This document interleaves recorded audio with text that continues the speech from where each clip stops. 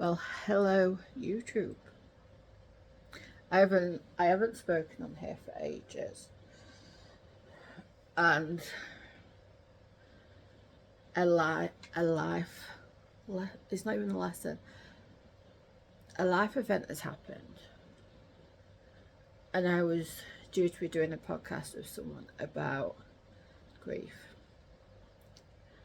and we were in the midst of organising that, and we started another grief journey. And I say another one because I have lost all grandparents now. It's coming up to 4 weeks. I haven't spoken about this because I haven't been able to, and I don't know if I'm still going to be able to. However, we're going to attempt it. So, day is it today? Monday. So on Wednesday it'll have been a month. So it's still very raw, although we saw it happening. But something that I don't think is spoken about enough is dealing with grief when you've got a chronic illness. Now, grief for no two people is the same, and people deal with it so much differently. Like, for example, me and my dad live in the same house. We deal with it so much differently. I've had to talk to people. That was my way to deal with it, and luckily I have an amazing group of friends that are more like family. But my dad is fine. Me and him have talks, but he finds it easier to just keep doing. If no one knows, it's my dad's mum. Like I said, I haven't spoken about social media at all. Those know me know. I came off TikTok back in February. Life was getting too much. And I know a lot of people don't believe in stuff or like things happening for a reason or things set in place, but I believe that, sorry, I'm just sorting this fan out so it's actually on me. I believe that was my grandma, like getting me prepared, getting me ready. So, but most people say, remember the good times, remember when you used to laugh, remember the things you did with them, and keep yourself busy. Now, for those that don't know, 2 years ago,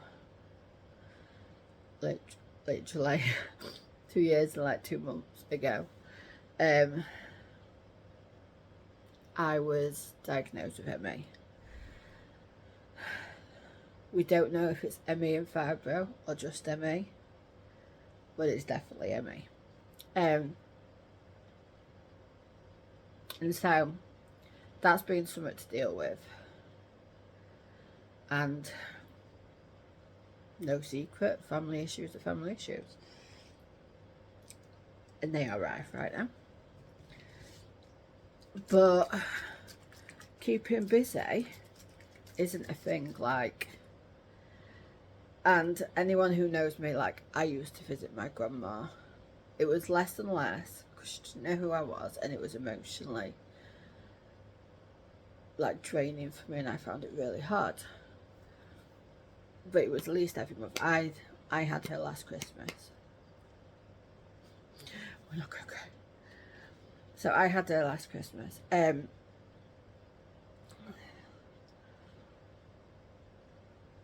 I used to go a lot, and I did what I could for her. But like the day we had the news, I was like, what do you need me to do? Like, I am that person, forget ME, forget any illness that I have, hell or high water, I would go for the vast majority of my family. Like, forget it. Like, my dad got a phone call not saying what actually happened, but got a call to go over. And I was like, do you want me to come with you? I was like, no, it'll just be like, she had a cough, but she'd had a cough. She forgot how to cough. So anyway, and I knew then, because I was like,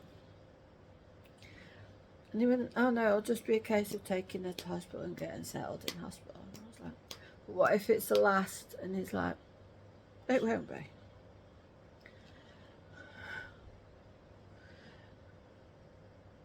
So I just remember like contacting 2 friends that are like mother hens to me.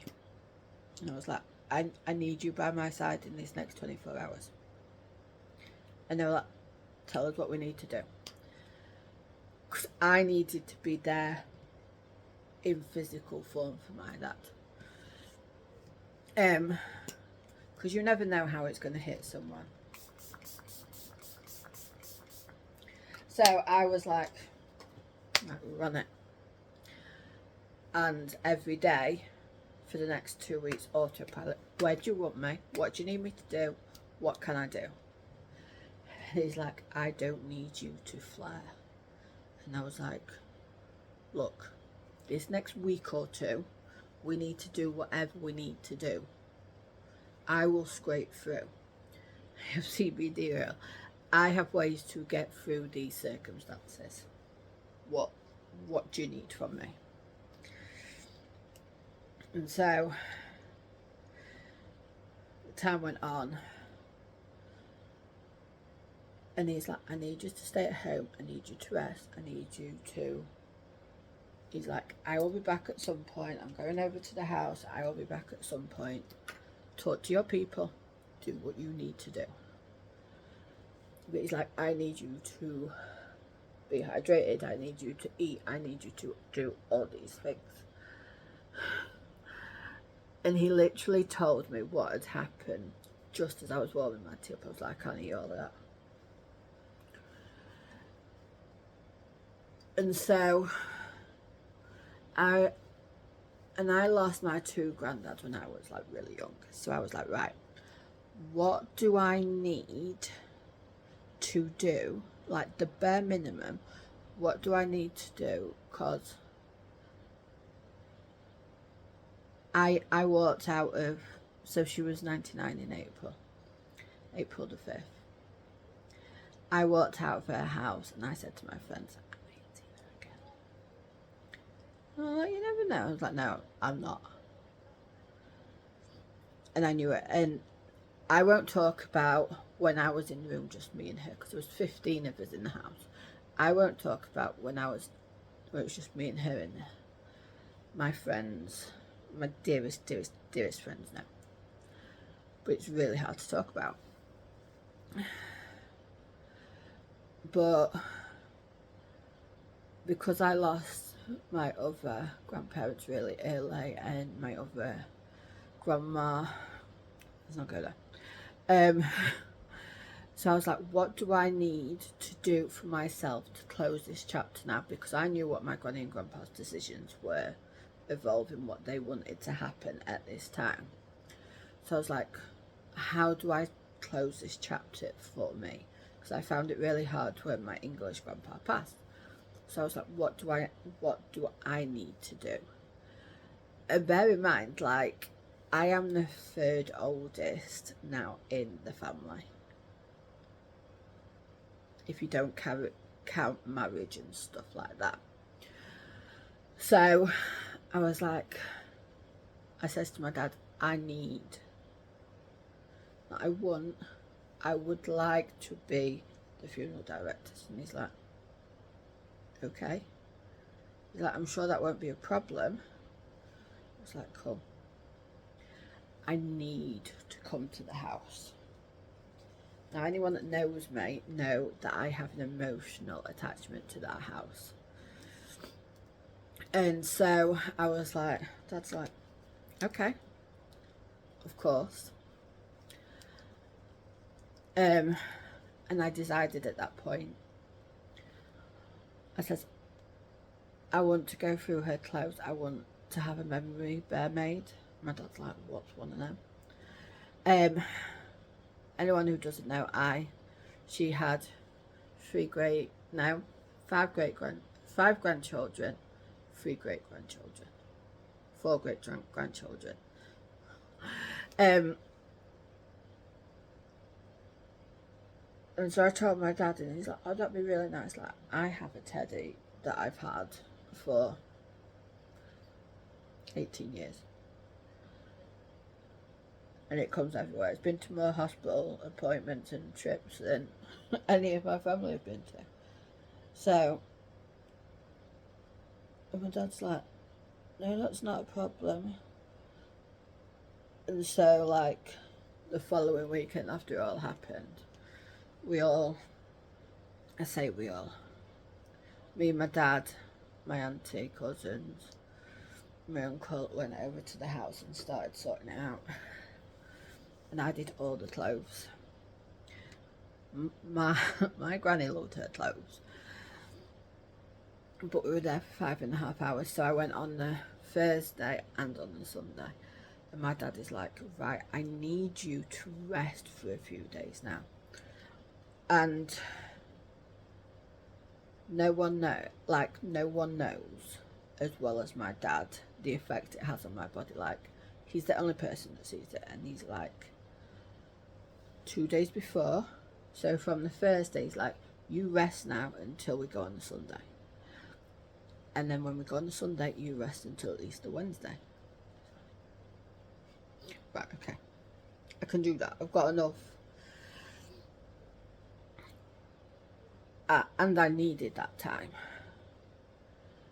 And I says to my auntie, it won't be the last time I come to the house, but it's the last time I can come and sort stuff.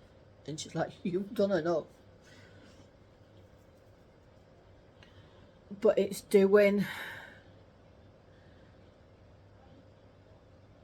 that balance. The balance is so hard to get between doing enough that you're not sat and thinking of all the what ifs of what if I'd have stayed with her since her birthday.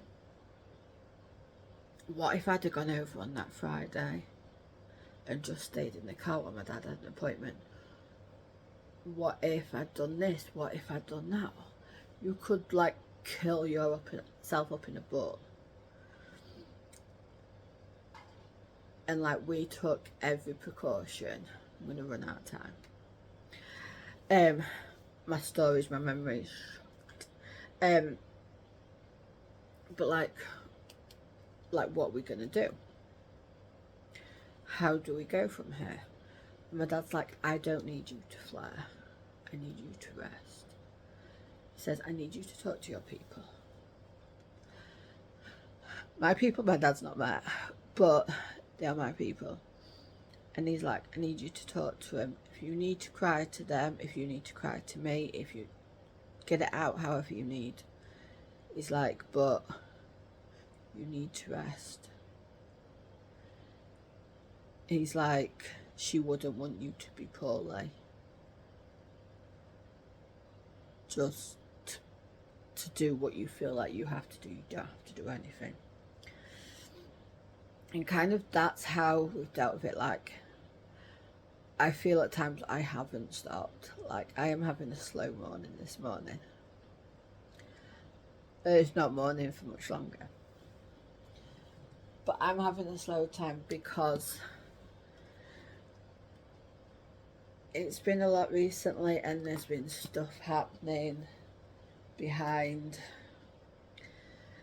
closed doors. I am not the flavour of the month, the year.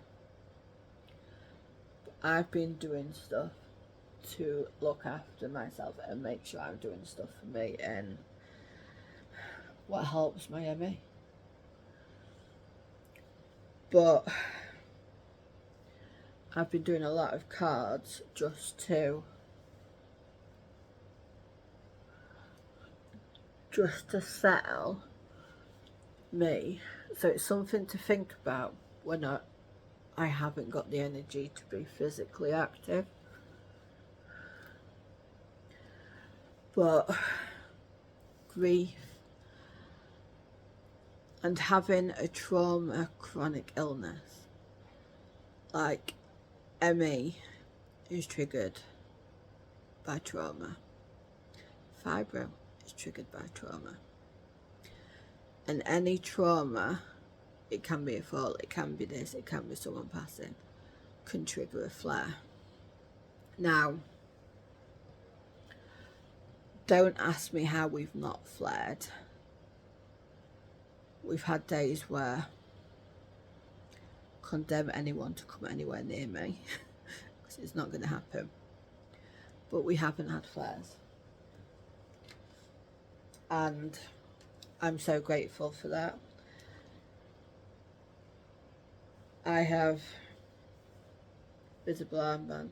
I have also recently found out something that tells me you're out of eye cream, out of hand cream, without telling me you're out of hand cream. And I have found a trigger, and it's unfortunate it's a trigger for my mental health that I'm having to act on, and that's not gonna go down well. I haven't put it in place because I'm waiting until after my holiday. But yeah, so I'm still here. I'm still doing things, but it's been a hard time, and like she's back with my grandpa now after 27 years. But it's also been there for my dad. Like, they don't show emotion, and no one knows my dad like I know my dad, and I see it. And so I've almost like made him talk more. Like, we'll have one afternoon a week, it's only for a couple of hours, not even an hour sometimes, and we'll just check in on each other, because it's so easy in this day and age where we're expected to go fast forward all the time. It's so easy to be like, we just cross ships in the night, even though he's retired now, and we don't actually talk about the things that we need to talk about. And there's that thing, society almost expects you to stop life in the tracks. It's like, people keep asking me how I am, and I'm okay. And I think people think I should be in another state of mind. I was like, but there's no right or wrong way. You're just doing it your way. And you just need to take every day as it comes, every hour as it comes. So there's no right way. I says, everyone's dealing with it the way they know how. Anyway, I might do these more often. But yes, that's the story in Ballambari. The heat wave has come to an end, even though it's muggy. But let me know if you want me to do more of these. Talk about chronic illness and life, just in general. Check you all soon.